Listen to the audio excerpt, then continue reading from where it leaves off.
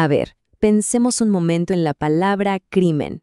¿Qué es lo primero que se nos viene a la cabeza? Seguramente robos, asaltos, lo que llamamos delitos de la calle, ¿cierto?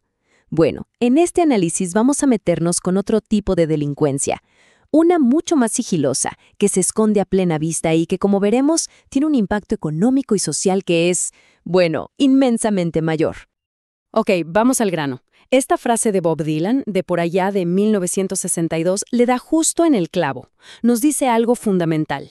Los robos más grandes, los que de verdad mueven el piso, no siempre son a punta de pistola. A veces, todo lo que se necesita es la tinta de una pluma sobre un papel. Y aquí es donde empieza lo interesante. Porque la imagen que tenemos del crimen, la que vemos en las noticias, muchas veces nos distrae de una realidad mucho más grande, mucho más costosa. Una realidad que no pasa en un callejón oscuro, sino bajo las luces fluorescentes de las oficinas. Miren esta división. Es súper clara. A la izquierda, lo que todos conocemos, lo que nos preocupa día a día, robos, asaltos. Y a la derecha, una lista que suena muy diferente, fraude, contaminación financiera. Quizá no nos suenan tan directamente a crimen, pero les aseguro que su impacto es masivo. Pasamos de los delitos de la calle a los delitos de oficina. Bueno, ya que pusimos sobre la mesa este contraste entre el crimen visible y el invisible, es hora de ponerle un nombre oficial. Y para entenderlo tenemos que hacer un pequeño viaje en el tiempo, a un momento en que un sociólogo decidió ver la delincuencia de una forma completamente revolucionaria. Y aquí lo tienen, crimen de cuello blanco. El término lo acuñó el sociólogo Edwin Sutherland allá por 1939. Y créanme, esto fue una bomba en su momento. Sutherland básicamente dijo, oigan, dejen de mirar solo los delitos que nacen de la pobreza. Nos obligó a levantar la vista, a mirar hacia arriba, a las personas respetables, a las que tienen poder, y a darnos cuenta de que el crimen también crece en los pisos más altos de los rascacielos. Pero claro, no es tan sencillo. El concepto es un poco escurridizo. A ver, ¿hablamos de un gerente que le roba su propia empresa? ¿Sí? ¿O de una empresa que contamina un río para ganar más dinero? ¿También? ¿O de un ejecutivo que defrauda al gobierno? Pues también. El término crimen de cuello blanco vive justo en medio de todas esas ideas, y por eso a veces es tan difícil de estudiar. Ok, ya lo definimos, pero ¿cómo se ve este daño en el mundo real? Vamos a aterrizar esto con algunos ejemplos concretos. Y les adelanto, nos ayudarán a entender la verdadera escala y la variedad de estos delitos, que van desde decisiones mortales tomadas en una sala de juntas hasta fraudes de miles de millones. Empecemos por los delitos que nos afectan como consumidores. Y aquí, no hay caso más tristemente famoso y revelador que el del Ford Pinto en los años 70. Lo que ven en pantalla es escalofriante. Es el cálculo real que hizo Ford. La compañía sabía que el tanque de gasolina del auto podía explotar. Así que, con una frialdad absoluta, hicieron los números. Arreglar el problema les costaba $137 millones.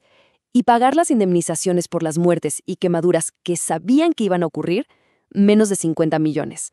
La decisión, basada en un simple análisis de costo-beneficio, fue no arreglarlo. Es, literalmente, ponerle un precio a la vida humana. Pero ojo, el daño no solo va hacia los consumidores.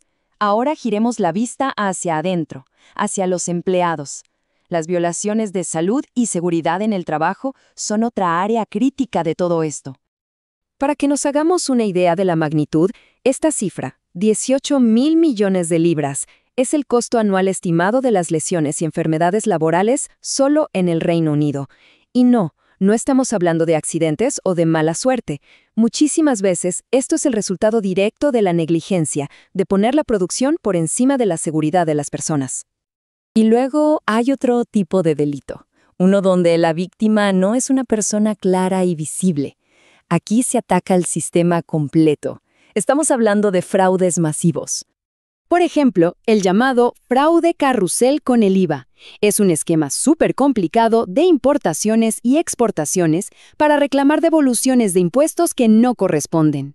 Las estimaciones sugieren que solo esto le cuesta a la Unión Europea unos 34.000 millones de libras al año. Eso es dinero que sale directamente del bolsillo de todos. Ya vimos los daños, que son devastadores, pero esto nos lleva a la pregunta del millón. ¿Por qué pasa esto? ¿Qué lleva a personas inteligentes, exitosas, a cometer estos actos? No se trata de simple maldad. Es algo mucho más complejo, que tiene que ver con la psicología y, sobre todo, con la cultura corporativa. Y otra vez, Sutherland nos da una pista genial. Con mucha ironía, él descartaba las explicaciones psicológicas de Divan. No, esto no se trata de traumas de la infancia ni de atacas de ira. La causa, decía él, está en el entorno, está en la cultura de la empresa y en lo que se aprende y se valora ahí adentro. Entonces, ¿cómo lo justifican? ¿Cómo duermen tranquilos? Bueno, aquí entra un concepto clave, las técnicas de neutralización. Son como trucos mentales que la gente usa para silenciar su propia conciencia. Empiezan con bueno, no era mi responsabilidad directa. Luego, en realidad nadie salió tan perjudicado. Pero si todo el mundo en la industria lo hace para competir. Y la más poderosa de todas, mi lealtad es con la compañía. Lo hice por el bien de todos aquí. Y así, con estas racionalizaciones, personas ordinarias terminan participando en actos con consecuencias terribles. Y ahora sí, llegamos al punto crucial de todo este análisis. Vamos a poner los números cara a cara. Comparemos los costos de los delitos de la calle con los de oficina. Y les adelanto, las cifras son, francamente, para no creer. Miren esta gráfica, es brutal. En Estados Unidos, el costo anual del crimen callejero es de unos 13.000 millones de dólares. El costo del crimen de cuello blanco supera los 400.000 millones. O sea, no es el doble ni el triple. La diferencia es abrumadora y redefine por completo la discusión de cuál es el verdadero problema del crimen, al menos financieramente. Pero lo más grave es que esto no es solo un tema de dinero. Vean esta otra gráfica, con datos del Reino Unido. Compara el número de homicidios con las muertes relacionadas con el trabajo, muchas de ellas producto de negligencia. Y sí, lo que ven es real. La negligencia corporativa puede ser, y a menudo es, más letal que la violencia intencional. Esto cambia totalmente la perspectiva de qué tipo de crimen es la mayor amenaza para la vida. Ok, si el daño es tan pero tan grande, ¿por qué no vemos más juicios, más condenas? Bueno, en esta última parte de nuestro recorrido vamos a explorar por qué hacer justicia en estos casos es un desafío enorme. Esta frase es del siglo XVIII, pero parece escrita ayer. Resume el problema a la perfección: cómo se castiga a una entidad abstracta, a una idea legal. No la puedes meter en la cárcel. Y ahí tienes el desafío fundamental para un sistema de justicia que fue diseñado para juzgar a individuos de carne y hueso. Y los obstáculos son muchísimos. Dentro de una corporación gigante, la responsabilidad se diluye. Es casi imposible encontrar a una sola persona con la mente culpable. Además, el sistema muchas veces prefiere regular antes que castigar. Y las multas, incluso si son de millones, para una megacorporación pueden ser solo un costo operativo más, como pagar la luz. Y si a eso le sumamos que operan en todo el mundo, perseguirlos legalmente se vuelve una pesadilla. Y todo esto nos deja con una pregunta final, una para pensar. Si estos delitos no son producto de la maldad de una persona, sino una respuesta casi lógica a las presiones de un sistema, ¿está nuestro sistema de justicia, que se enfoca en castigar individuos, siquiera preparado para atacar el problema de raíz? Es el gran dilema, la gran contradicción que el estudio de los delitos de cuello blanco nos obliga a confrontar.